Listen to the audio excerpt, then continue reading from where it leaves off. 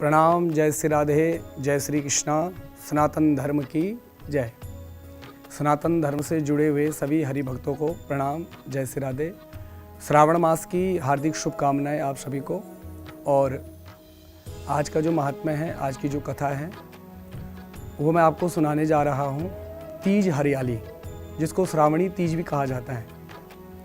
शुक्ल पक्ष के तृतीया तिथि में श्रावण मास के इस मध्य में इस त्योहार व्रत को मनाया जाता है। इसी हरियाली तीज को आषाढ़ मास में भी मनाया जाता है, तृतीया ही तिथि को। तो आइए उस महात्मा को हम जानें कि इस कथा के पीछे क्या तथ्य हैं, क्या कारण है। तो पुराणांतर कथाओं की ओर चलते हैं। तो एक बार भगवान शंकर जी ने पार्वती से कहा, हे देवी, मैं तुम्हारे पिछले जन्मों का जो आपका मेरे साथ जो मिलन रहा, जो हम दोनों पति पत्नी के रूप में रहे, वो कैसे रहे, क्या रहे, मैं उसके बीच में आपके सन्मुख में ये बातें रखता हूँ। पार्वती ने कहा कि प्रभु, मैंने तो ये भी सुना था कि पहला रूप मेरा सती का रहा और मैं आपका अपमान नहीं सह पाई, इसलिए मैं सती हो गई थी। जबकि सनातन धर्म में सती स्त्रियां तब होती थी जब पति नहीं रहता था। लेकिन मैं आपका अपमान नहीं सह पाई और अपने मायके में जाकर के ही, हरिद्वार कनखल में जाकर के मैंने अपना शरीर त्यागा, क्योंकि मेरे पिताजी ने आपका अनादर किया। तो आइए भाई और बहनों, शंकर जी कथा के माध्यम से पार्वती को कथा सुना रहे हैं। देवी, पुनः तुम्हें मेरी प्राप्ति कैसे हुई, क्यों हुई, इसके पीछे बहुत बड़ा कारण है। देवी, अगला जन्म जब आपका हिमालय की पुत्री के रूप में, मैना की पुत्री के रूप में जब आपका हुआ था, तो आप बहुत सुंदर थी, बहुत सुशील थी। और देवी, वो एक समय था जब आप हमेशा मेरा चिंतन करती थी। चिंतन करना भी आपका स्वाभाविक था। क्यों? क्योंकि जब आपका सती शरीर में जब आप थी, तो उस समय आपने मरते समय यही वरदान मांगा था। सती मरते समय एक वर मांगा था कि जन्म जन्म शिव पद अनुरागा, मेरा जब जब भी जन्म हो, हे भगवान शंकर जी, मैं आपकी हमेशा पत्नी बनूं। इसलिए देवी, तुमने दोबारा मेरा व्रत किया, मेरा जप किया, तप किया। सिर्फ आपका एक ही ध्येय था कि मैं शंकर की पत्नी बनूं, और एक आप मेरी अनन्य भक्त बनी। जब आप मेरी अनन्य भक्त बनी तो आपने पूजन पाठ व्रत इत्यादि प्रारंभ किया। आज भी आपने देखा होगा मेरी माताओं भाई बहनों, हरियाली तीज में माताएं खूब सज धज के श्रृंगार करके इस व्रत को निभाती है। और अच्छे तरीके से उत्तर भारत में इस व्रत की ज़्यादा प्रचलन है। मतलब उत्तर भारत में इसको ज़्यादा मनाया जाता है, इस व्रत को। ये व्रत एक ऐसा व्रत है, करवा चौथ से भी ज़्यादा, जिसको हम बोले तो कष्टदायक, मतलब जिस व्रत में जैसे कष्ट मिलता है कि पानी तक नहीं पीना, तो वही ये व्रत है जो बिल्कुल कठोर है। माताएं सुबह से शाम तक भूखी रहती है, प्यासी रहती है, सिर्फ और सिर्फ अपने पति की उम्र लंबी के लिए। भगवान शंकर जी बोले, देवी प्रिय, तुम जब हिमालय की बेटी थी तो आप बड़ी हुई और आपके घर में एक दिन नारद जी का आगमन हो गया। नारद जी अपने घूमते फिरते आपके घर में आए तो उन्होंने आपके पिताजी से कहा, हे पर्वतराज, आपकी बेटी बड़ी हो गई है, इसके लिए कोई सुयोग्य अगर कोई वर ढूंढूं तो आप मुझे आज्ञा दें। आपकी पिताजी नारद जी की बात सुनकर के खुश हो गए, प्रफुल्लित हो गए। कहा, नारद जी, आप सबके गुरु हैं और आप मुझे बताइए कि कोई सुयोग्य अगर कोई वर है तो बताइए। नारद जी तो वैसे भी भगवान विष्णु के मन है और वो भगवान विष्णु जी के रग रग में, उनके तन तन में हर जगह बसते हैं। और उन्होंने कहा, नारद जी ने, हे पर्वतराज, आपकी बेटी के लिए सुयोग्य वर अगर कोई है तो वो भगवान विष्णु नारायण है।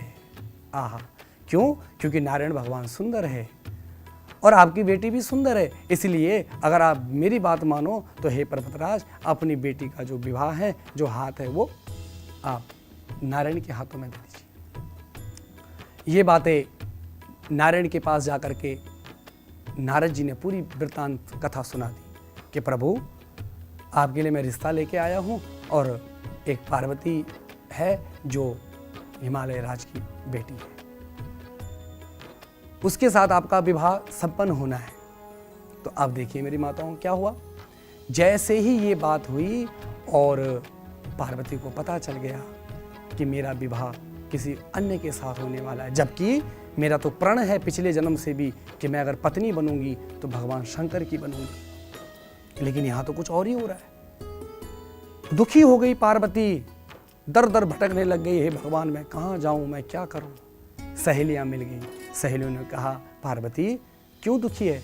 पार्वती ने कहा सहेलियों बहनों मैं क्या बोलूं, मेरे तो रग रग में, मेरे तो दिल में, मेरी सांस में, मेरे तन और मेरे मन में तो भगवान शंकर है, और अगर मैं अर्धांगिनी बनूंगी तो उन्हीं की बनूंगी, मैं क्या करूं। सहेलियों ने मार्गदर्शन किया, सहेलियों ने कहा बहन हम तेरे साथ हैं, तो एक काम कर, तो अपने माँ बाप से, अपने घर से कुछ क्षण के लिए या कुछ दिनों के लिए, कुछ समय के लिए तो दूर चले जा।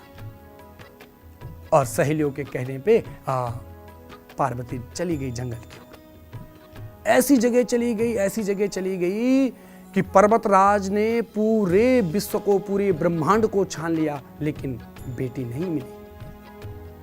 अब बेटी नहीं मिली, परेशान हो गए कि हमारी बेटी कहाँ गई, कहाँ गई, कहाँ गई।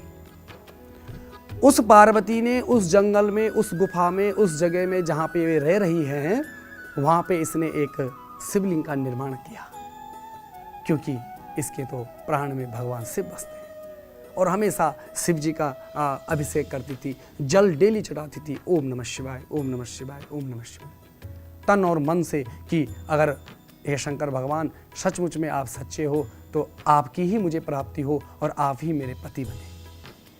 इस प्रकार का जब वृतांत चल रहा है प्रिय हरि भक्तों, तो भगवान शंकर प्रसन्न हुए और शंकर कह रहे हैं पार्वती को, देखो वृतांत सुना रहे हैं, पार्वती तेरी इस भक्ति को देख करके मैं प्रसन्न हो गया।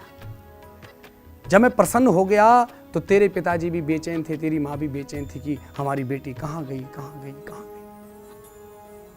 कालांतर में उनको भी कुछ आभास हुआ कि हमारी बेटी अभी तक घर पे नहीं आई।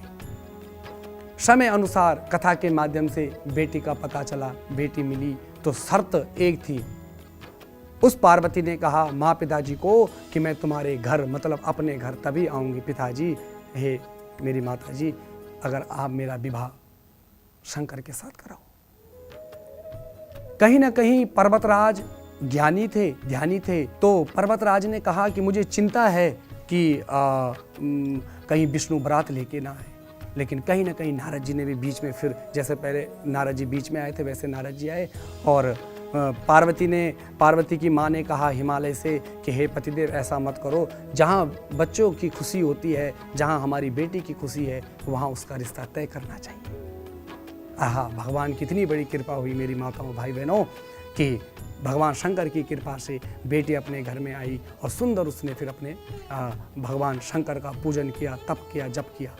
उसी शर्त पे आई, भगवान शंकर जी को न्योता दे दिया कि हे शंकर भगवान आप हमारे दामाद बनिए, क्योंकि मेरी बेटी के रग रग में तो आप है। मेरी बेटी सांस लेती है तो शिव का ही नाम आता है, ओम का ही नाम आता है, इसलिए आप मेरी बेटी को स्वीकार करिए। शंकर भगवान ने कहा मैं अपने भक्तों को ही स्वीकार करता हूँ, अगर आपकी बेटी मेरा नाम स्मरण करती है तो मैं भी तुम्हारी बेटी का ही नाम स्मरण करता था। मैं पहले ये मेरी धर्म पत्नी रह चुकी है, सती के रूप में रह चुकी है, इसके अनेक जन्म हुए, इसीलिए तो भोले शंकर आपको ज्ञान होना चाहिए। शंकर भगवान तभी तो मुंडों की माला पहनते हैं, धारण करते हैं, क्योंकि पार्वती के बार बार जन्म होते हैं। इस प्रकार ये कथा का वृत्तांत हुआ और शिव जी ने कहा पार्वती हे देवी, जिस प्रकार तूने मेरा भाव से पूजन किया, पाठ किया, जप किया, तप किया, तूने व्रत धारण किया, मैं वचन देता हूँ। शिव जी ने कहा हे पार्वती, कलयुग में विशेष, कलयुग की बात करी चारों युगों में, कि अगर श्रावण मास में तृतीया, शुक्ल पक्ष की तृतीया के दिन, इस हरितालिका भी बोलते हैं इसको, हरियाली तीज भी बोलते हैं इसको, श्रावणी तीज भी बोलते हैं, जो इस दिन जो स्त्री भक्ति भाव से मेरा पूजन करेगी, मेरा व्रत धारण करेगी, मेरा स्मरण करेगी, मेरा चिंतन करेगी, कीर्तन करेगी, उसके सुहाग की गारंटी मैं लेता हूँ। शंकर ने कहा उसका सुहाग हमेशा अमर रहेगा और वो स्त्री सौभाग्यवती रहेगी। बोलो शंकर भगवान की जय।